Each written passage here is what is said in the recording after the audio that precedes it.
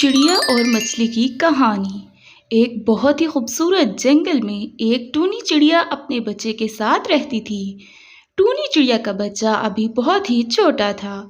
जब भी चिड़िया और उसका बच्चा आसमान की तरफ उड़ते तो उनके पर तेज हो जाते।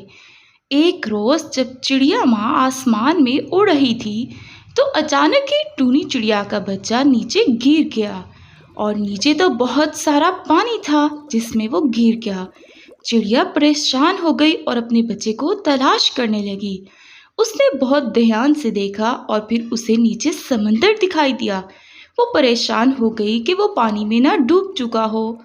वो अपने बेटे को आवाजें देने लगी, मिट्ठू, मेरे प्यारे मिट्ठू, कहाँ हो तुम? वो मिट्ठू को ढूंढने लगी। नीचे जो समंदर था उसमें एक रानी मछली रहती थी। वो अपने बेटे के साथ रहती थी। जैसे ही टूनी चिड़िया का बच्चा समंदर में गिर गया तो रानी मछली ने देखा कि एक परिंदे का बच्चा नीचे समंदर में आ चुका है। रानी मछली उस बच्चे की मदद करने के लिए उसके पास आई और फौरन से उसको अपने ऊपर बिठा लिया। टूनी चिड़िया मिट्ठू को आवाजें दे रही थी और परेशान हो रही थी। मिट्ठू, मेरे मिट्ठू, बेटा, क्या तुम ठीक हो? क्या मैं तुम्हारी मदद कर सकती हूँ? उतनी ही देर में टूनी ने क्या देखा कि मिट्ठू एक प्यारी सी रानी मछली के साथ आ रहा है। मछली और अपने मिट्ठू को देखकर टूनी बहुत खुश हो गई और जैसे ही रानी मछली ने मिट्ठू को ऊपर किया तो टूनी प्यारी मछली से कहने लगी, रानी प्यारी मछली, आप बहुत अच्छी हैं। अगर आप न होती तो मेरा मिट्ठू मुझे ना मिलता।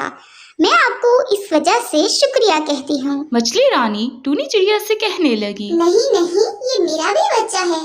अच्छा चिड़िया रानी, मिट्ठू के पंख गीले हो चुके हैं। अब इसको इलाज की जरूरत है। यहाँ पर समंदर के पास जड़ी बूटियाँ मिलती हैं।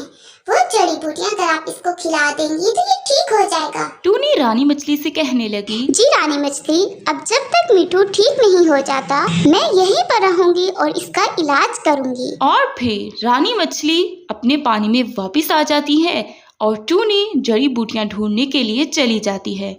टूनी जड़ी बूटियां लेकर अपने मिट्ठू को खिलाती है। कुछ दिन वहां रहती है और मिट्ठू सेहतयाब हो जाता है। चिड़िया बहुत खुश हो जाती है। रानी मछली और चिड़िया आपस में मिलते और बातें करते। रानी मछली चिड़िया से कहती है, चिड़िया, अब तो हम दोस्त हैं। और टूनी भी मछली को अपना दोस्त समझने लग जाती है।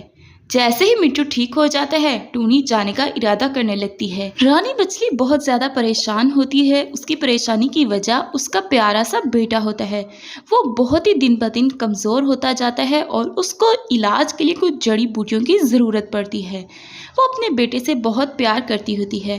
वो परेशान होती है। फिर उसको एक ये बात याद आती है कि वो टूनी से जड़ी बूटियां मंगवा सकती है।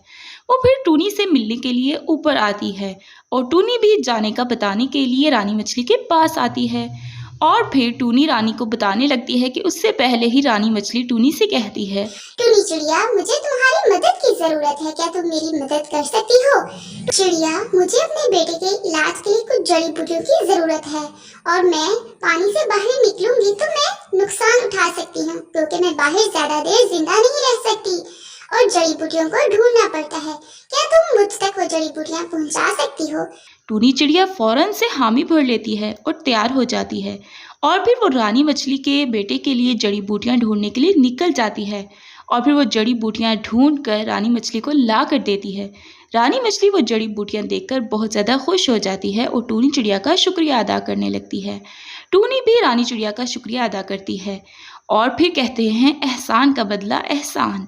जैसे रानी मछली ने टूनी की मदद की, इसी तरह टूनी चिड़िया ने भी रानी मछली की मदद की। प्यारे बच्चों, ये दोस्ताना कहानी हमें याद दिलाती है कि दोस्ती और एहसान का रिश्ता बहुत अहम होता है। जब हम किसी की मदद करते हैं, वही शख्स हमारी भी मदद करता है तो एहसान का बदला एहसान हो जाता है। हमें हमेशा एक दूसरे की मदद करना जारी रखना चाहिए। प्यारे बच्चों, इस तरह की कहानियाँ देखने के लिए वीडियो को लाइक करें, चैनल को सब्सक्राइब करें और अपने दोस्तों के साथ शेयर करें।